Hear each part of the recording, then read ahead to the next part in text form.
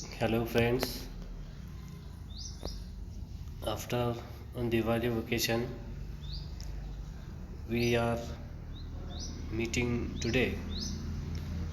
दिवाळीच्या सुट्टीनंतर दुसऱ्या सत्रामध्ये आपण सर्व विद्यार्थ्यांचं या ठिकाणी स्वागत करतो आणि द सॉन्ग ऑफ सॉंग्स हा पाठ आपण शिकवलेला आहे.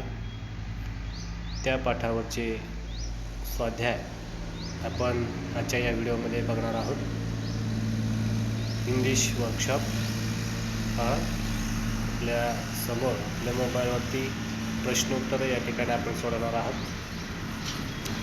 प्रश्न पहिला दिलेला आहे या ठिकाणी पहा.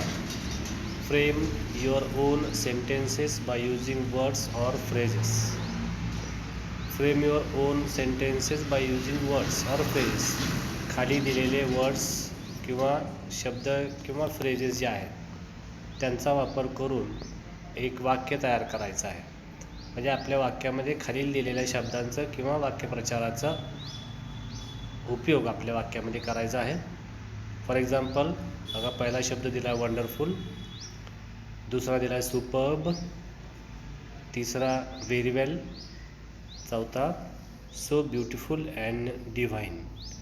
हे 4 शब्द दिलेले आहेत. या शब्दांचा वापर आपण आपल्या वाक्यामध्ये करायचा आहे. So you have to use आणि अशा प्रकारचे 4 वाक्य तयार करायचे आहेत.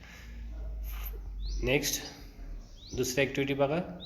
Second, from the story make a list of words related with music. पहा, प्रश्न नीट समजून घ्या. Frame the story make a list. From the story make a list. या स्टोरीमधून या कथेमधून एक लिस्ट तयार करायची तुम्ही आणि शब्दांची यादी तयार करायची आहे. लिस्ट ऑफ वर्ड्स कसली यादी बघा, रिलेटेड विथ म्युझिक. संगीत या शब्दाशी संबंधित असणारे शब्द आपल्याला या धड्यामधून शोधायचे आहेत. फॉर एक्झाम्पल आता संगीत या शब्दाशी संलग्न असणारे किंवा संबंधित असणारे शब्द कोणते असतील बघा. फॉर एक्झाम्पल मी सांगेल की इन्स्ट्रुमेंट्स आपण सांगता येईल आपल्याला. राग विविध राग सांगता येईल. मग त्या म्युझिकशी संबंधित असणारे गायकांची नावं, गीतकारांची नावं हीही सांगता येईल. बरोबर. इन्स्ट्रुमेंट ते वाद्यांची नावं या ठिकाणी सांगता येईल. फॉर एक्झाम्पल आपण पहिला एक उदाहरण तुम्हाला सांगतो. उदाहरण म्हणून म्युझिकशी रिलेटेड पहिला एक शब्द आपण हा सांगू शकतो की tabla. Right. Tabla, it is the related with music. Then you have to write various names of instruments, ragas, and the related. Also there are more related words with music. म्युझिकशी संलग्न विविध असे शब्द आपल्याला या ठिकाणी लिहायचे आहेत. तिसरी ॲक्टिव्हिटी बघा. Who said to whom and when or why. Who said to whom, कोण कोणास म्हणालं, अँड व्हेन आणि केव्हा किंवा का म्हणालं. तर हे लिहायचं आहे. पूर्वी आपण प्रश्न लिहायचो बघा, कोण कोणाला म्हणालं एवढंच लिहायचं. आता कोण कोणाला केव्हा म्हणालं किंवा का म्हणालं असा हा प्रश्न आहे. आता या ठिकाणी बघा 4 कॉलम आहेत. पहिल्या कॉलममध्ये हू सेड टू हुम, कोण कोणाला म्हणालं. त्यानंतर हू कोण म्हणालं हे वाक्य कोणाचं आहे. त्यानंतर हुम कोणाला उद्देशून आहे आणि केव्हा व्हेन म्हणजे केव्हा हे वाक्य उद्गारलं गेलेलं आहे किंवा का हे वाक्य उद्गारलं गेलं किंवा सांगितलं गेलं हे आपल्याला उत्तरं याची द्यायची आहेत. आता एक वाक्य दिलेलं आहे पहा. Then I must have him sing in my court.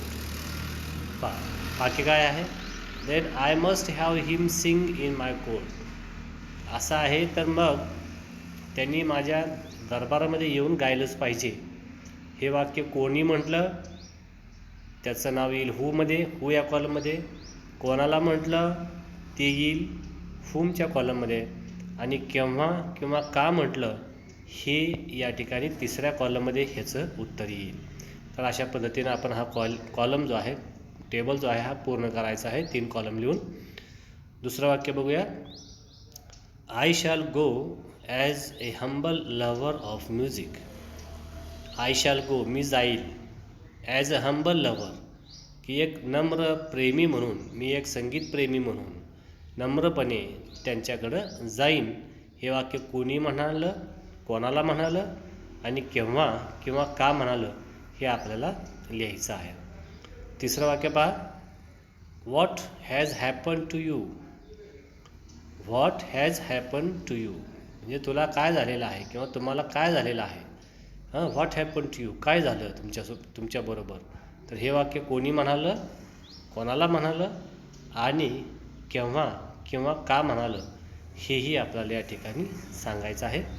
चौथं वाक्य बघा, fourth sentence, how can I expect my music to be so beautiful and divine.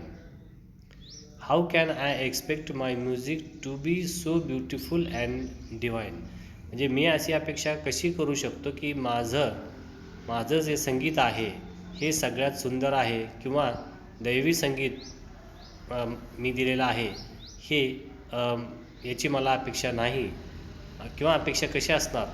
हे वाक्य कोणी सांगितलं, त्यानंतर कोणाला सांगितलं आणि कधी किंवा का सांगितलं हे आपल्याला या ठिकाणी सांगायचं आहे. चला चौथ्या ॲक्टिव्हिटी बघूया. Activity number 4, match the sentences with their types. म्हणजे सेंटेन्सेस या ठिकाणी दिलेले आहेत. आता विविध प्रकारची वाक्य या ठिकाणी दिलेली आहेत आणि वाक्यांचा प्रकार तुम्हाला सांगायचा आहे. एमध्ये दिलेला आहे, ए सेंटेन्सेस, वाक्यांचे प्रकार म्हणजे वाक्य दिलेले आहेत आणि आपल्याला त्याचा टाईप ओळखायचा आहे. बघा म्हणजे टाईप्स कुठले कुठले दिलेत पहिल्यांदा बघा, exclamatory, interrogative, statements or assertive, then imperative आणि निगेटिव्ह हे वाक्याचे प्रकार आहेत. या ठिकाणी कॉलम नंबर एमध्ये दिलेले जे सेंटेन्सेस आहेत ते विविध प्रकारचे वेगवेगळ्या प्रकारचे सेंटेन्सेस आहेत. त्याचा कुठला प्रकार आहे त्याच्यासमोर तो लिहायचा. फॉर एक्झाम्पल बघा, what has happen to you. What has happen to you. आता ह्या प्रश्नार्थक वाक्य आहे किंवा कारण या वाक्याच्या शेवटी प्रश्नचिन्ह आहे आणि WHच्या शब्दाने हा प्रश्न सुरू झालेला आहे. म्हणजे हा प्रकार जो आहे हा शब्दाचा प्रकार कोणता आहे बघा, एक्सक्लेमेटरी आहे का, इंटरोगेटिव्ह आहे का, स्टेटमेंट आहे का, ॲसर्टिव्ह आहे का, इम्पेरेटिव्ह आहे का, निगेटिव्ह आहे. तर हे काय आहे, इंटरोगेटिव्ह म्हणजे प्रश्नार्थक वाक्य हा आहे. तर अशा प्रकारे बाकी सर्व वाक्यांचा प्रकार तुम्ही त्याच्यासमोर नमूद करायचा आहे, लिहायचा आहे. दुसरा प्रकार बघा, I am long past the age for singing. I am long past the age for singing. तिसरं वाक्य आहे वंडरफुल. बघा वंडरफुल एकच शब्द आहे या वाक्यामध्ये तरीसुद्धा ते वाक्य आहे आणि उद्गारवाचक चिन्ह आहे.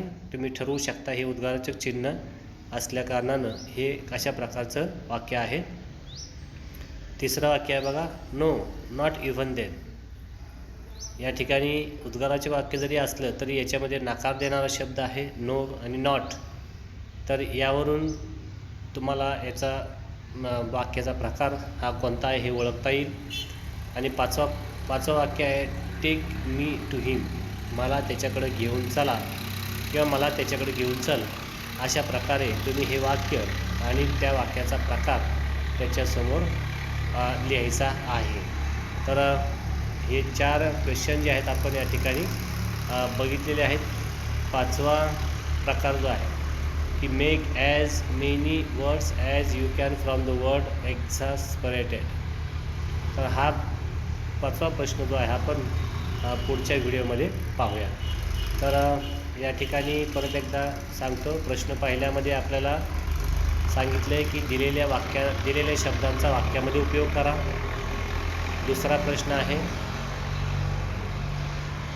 स्टोरी वाचून म्युझिक या शब्दाशी संबंधित असणारे शब्द लिहा. आता हे भरपूर शब्द असतील, आपल्याला 8च शब्द लिहायचे. तुम्ही ही यादी वाढवू शकता आणि तुमच्याकडं म्युझिकशी रिलेटेड असणारे भरपूर शब्द असणार आहेत. जेवढे शब्द आहेत तेवढे सगळे शब्द तुम्ही लिहून काढा. ते 15, 20, 25 काय होत असतील तेवढे लिहा. 8च लिहायला पाहिजे असं काय नाही, जास्त लिहिलं तरी चालतील. तिसरा प्रश्न आहे बघा, who said to whom and why or when. कोण कोणाला म्हणालं आणि का किंवा केव्हा म्हणालं, कधी म्हणालं, हे सांगायचं आहे आपल्याला प्रश्न तिसऱ्यामध्ये. आणि प्रश्न चौथ्यामध्ये आपल्याला वाक्य दिलेले आहेत, त्या वाक्यांचे प्रकार समोर दिलेले आहेत. हा दिलेलं वाक्य हे कोणत्या प्रकारातलं आहे, एक्सक्लेमेटरी आहे म्हणजे उद्गाराचक वाक्य आहे, इंटरिगेटिव्ह प्रश्नार्थक वाक्य आहे का, स्टेटमेंट साधं वाक्य आहे का, इम्पेरेटिव्ह सेंटेन्स आहे म्हणजे आज्ञार्थी वाक्य आहे का, नकारार्थी वाक्य आहे, हे आपल्याला या ठिकाणी सांगायचं आहे.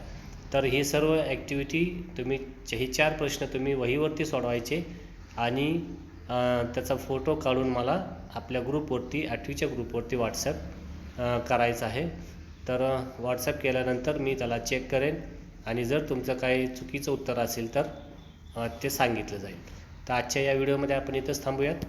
पुढच्या ॲक्टिव्हिटीसह आपण पुढच्या व्हिडिओमध्ये परत भेटणार आहोत. तोपर्यंत धन्यवाद.